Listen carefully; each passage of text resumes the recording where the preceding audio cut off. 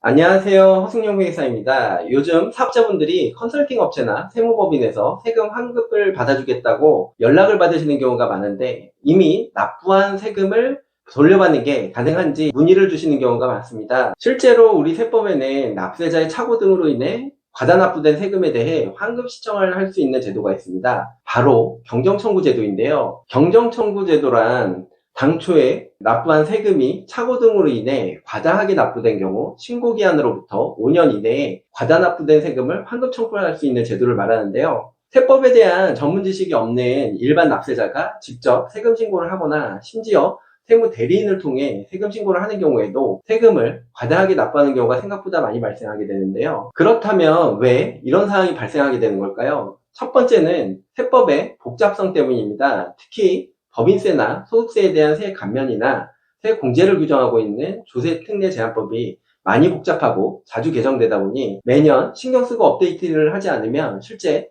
법인세나 소득세 신고 시 받을 수 있는 혜택을 놓치게 되는 경우가 많습니다. 어떤 경우는 새로운 세법에 대한 해석이 발표되어 세무 처리가 달라졌지만 이러한 내용을 놓치게 되는 경우도 발생하게 되는데요. 특히 세무사 사무실의 구조상 직원분들이 수십 개의 거래처를 신고하다 보면 시간에 쫓기다 보니 알고 있는 내용을 놓치게 되는 경우도 종종 발생하게 되는데요. 세무사나 회계사분들이 검토하는 과정에서 신고에서 누락된 부분을 발견하지 못하게 되면 그대로 신고가 돼서 세금이 과다하게 납부될 수밖에 없습니다. 두 번째는 업종에 따라 세무 처리 방식이 다른 경우가 많다 보니 업종 전문성이 없는 세무대리인이 세금 신고를 하게 되는 경우 해당 업종에서 받을 수 있는 혜택을 놓치게 되는 경우도 발생할 수 있는데요. 세무대리인도 사람이다 보니 모든 업종에 대해 다 잘 알기는 쉽지 않습니다. 예를 들어 온라인 쇼핑몰, 건설업, 병원, 약국 등과 같이 업종마다 세무 처리가 워낙 다양하고 다르다 보니 전문화된 업종이 아닌 다른 업종에 대한 세무 처리를 하는 경우 납세자가 받을 수 있는 혜택을 놓치게 될 수 있는 건데요.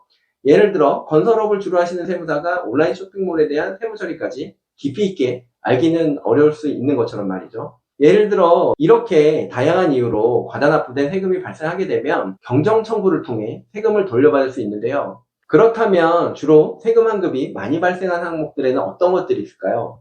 제가 경영 청구 업무를 진행하다 보면 납세자분들이 가장 많이 놓치는 항목이 창업 중소기업 특별세액 감면입니다. 대표자의 나이, 창업 지역, 업종 등에 따라 소득세나 법인세의 50%에서 100%를 감면받을 수 있다는 사실을 모르시는 경우가 생각보다 빈번하게 발생하는 것 같고요. 가끔은 세무 대리인이 신고를 한 경우에도 이걸 놓치는 경우를 종종 보게 됩니다. 다음으로는 고용징대 세액공제나 중소기업 사회보험료 공제인데요.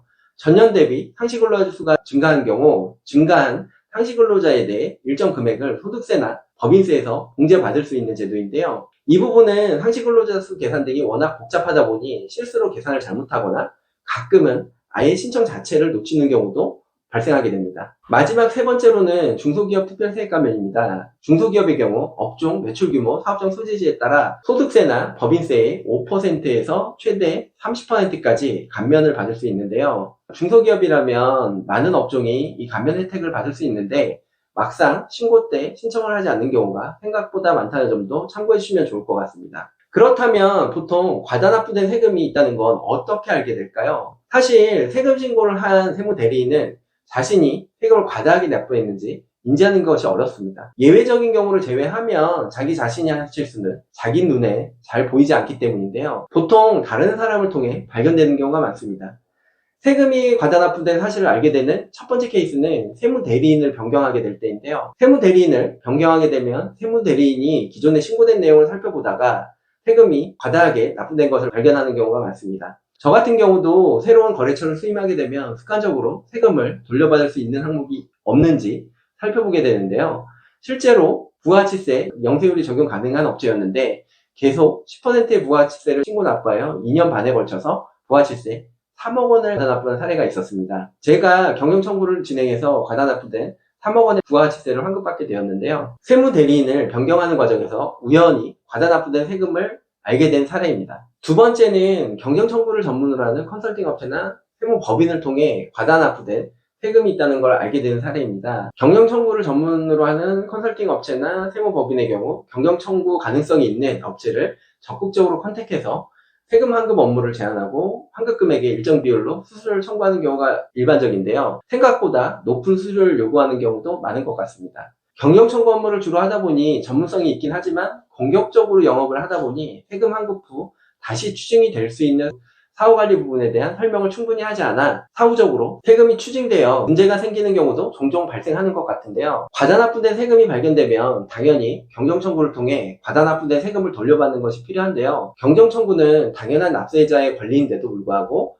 경정청구를 하면 세무조사가 나오지 않을까 걱정해서 경정청구를 진행하지 못하는 대표님들도 가끔 있는 것 같습니다. 그런데 정말 경정청구를 하게 되면 세무조사가 나올까요? 경정청구를 하게 되면 세무서에서는 환급 청구된 항목에 대해서만 검토를 하기 때문에 경정청구 때문에 세무조사가 나온다는 말은 틀린 말입니다. 신청되지 않은 부분에 대해서는 검토 등을 진행하지 않는다는 것은 세법에도 보장하고 있는 원칙 중에 하나인데요.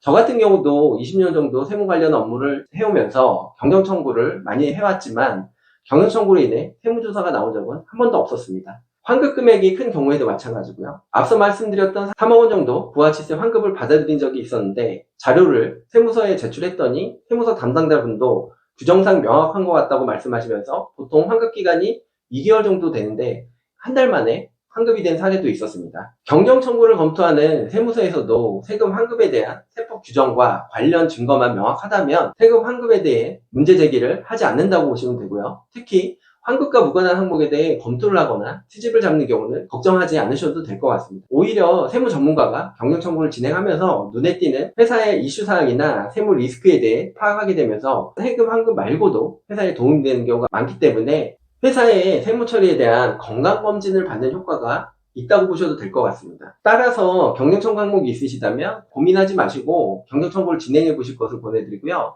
다만 경정청구를 진행하실 때 유의하셔야 할 사항이 있는데요. 첫 번째는 처음 말씀드린 바와 같이 경정청구는 신고기한으로부터 5년 이내에만 신청이 가능하기 때문에 이 기한을 반드시 지키셔야 한다는 점입니다. 신고기한이 지나게 되면 환급 신청을 할 수도 없고 국세청에서도 세금을 돌려줄 의무가 없다는 점 꼭 기억해 주시기 바라고요. 두 번째는 세금 환급이 많이 발생하는 조세특례제한법 규정에 사후관리 요건이 있는 경우입니다. 고용징대세액공제가 대표적인데요. 상시 근로자 수가 늘면 고용인원에 대해 일정 금액을 소득세나 법인세에서 공제해 주는데 공제 신청을 한 이후 2년 이내에 상시 근로자 수가 다시 줄어들게 되면 기존에 받았던 세액공제를 추징당하는 경우가 발생하게 됩니다. 이러한 내용을 모르고 경영청구를 진행하셨다가 사후관리 요건 때문에 세금을 다시 토해내는 경우가 생각보다 많은데요.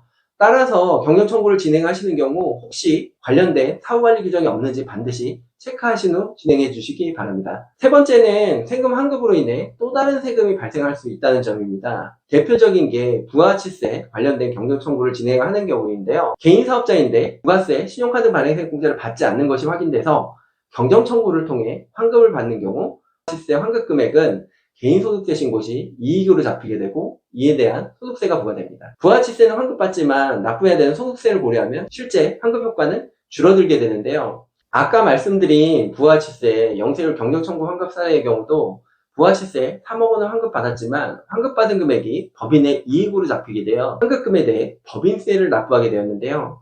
만약 부가세 환급만 생각하고 소득세나 법인세를 납부해야 한다는 사실을 모르고 지나치게 되면 소득세나 법인세, 과소신고나 과소납부에 대한 가산세까지 발생할 수 있기 때문에 혹시 해당 사항이 없는지 꼼꼼하게 따져볼 필요가 있습니다. 지금까지 과거 5년치 세금을 환급받을 수 있는 경정청구 제도에 대해서 설명을 드렸는데요.